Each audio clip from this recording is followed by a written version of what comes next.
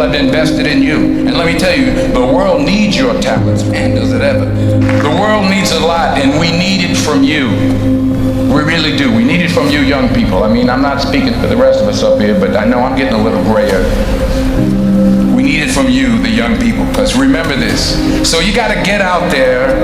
You got to give it everything you got, whether it's your time, your talent, your prayers, or your treasures. Because remember this, you will never see a U-Haul behind a hearse. I'll say it again. You will never see a U-Haul behind a hearse. You can't take it with you. The Egyptians tried it, and all they got was robbed. So the question is, what are you going to do with what you have? I'm not talking about how much you have. Some of you are business majors, some of you are theologians, nurses, sociologists. Some of you have money, some of you have patience, some of you have kindness, some of you have love, some of you have the gift of long suffering, whatever it is, whatever your gift is. What are you going to do with what you have? Fail big. That's right. Fail big. Today is the beginning of the rest of your life, and it can be very frightening. It's a new world out there. It's a mean world out there, and you only live once. So do what you feel passionate about. Take chances professionally. Don't be afraid to fail. There's an old IQ test, was 9 dots, and you had to draw 5 lines with a pencil within these 9 dots without lifting the pencil. The only way to do it was to go outside the box. So don't be afraid to go outside the box. Don't be afraid to think outside the box. Don't be afraid to fail big, to dream big. But remember, dreams without goals are just dreams, and they ultimately fuel disappointment. So have dreams, but have goals. Life goals, yearly goals, monthly goals, daily goals. I try to give myself a goal every day.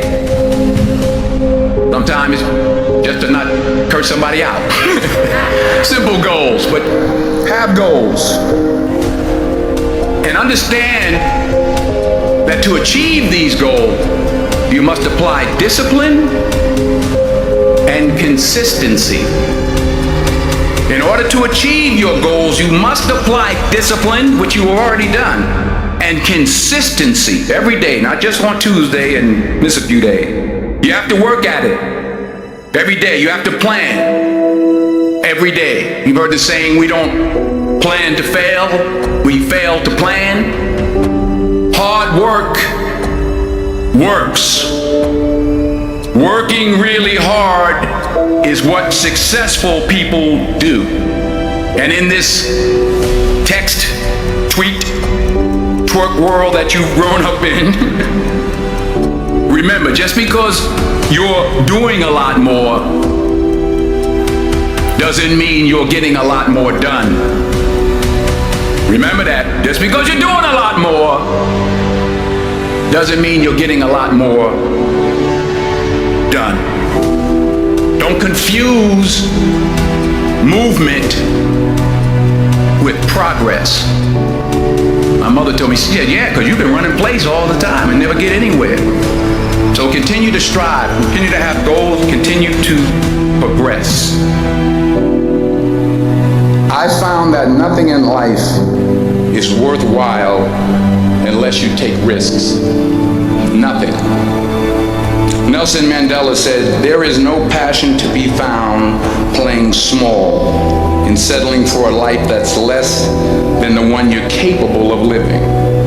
Now, I'm sure in your experiences in school and applying to college and picking your major and deciding what you want to do with life, I'm sure people have told you to make sure you have something to fall back on. Make sure you got something to fall back on, honey. But I never understood that concept, having something to fall back on. if I'm going to fall, I don't want to fall back on anything except my faith. I want to fall forward. I figure at least this way I'll see what I'm going to hit. Fall forward. This is what I mean. Reggie Jackson struck out 2,600 times in his career, the most in the history of baseball. But you don't hear about the strikeouts. People remember the home runs. Fall forward. Thomas Edison conducted 1,000 failed experiments. Did you know that? I didn't know that. Because the 1,001st was the light bulb. Fall forward. Every failed experiment is one step closer to success. You've got to take risks, and I'm sure you've probably heard that before, but I want to talk to you about why that's so important. I got 3 reasons, and then you can pick up your iPhones. First, you will fail at some point in your life. Accept it. You will lose. You will embarrass yourself. You will suck at something. There's no doubt about it.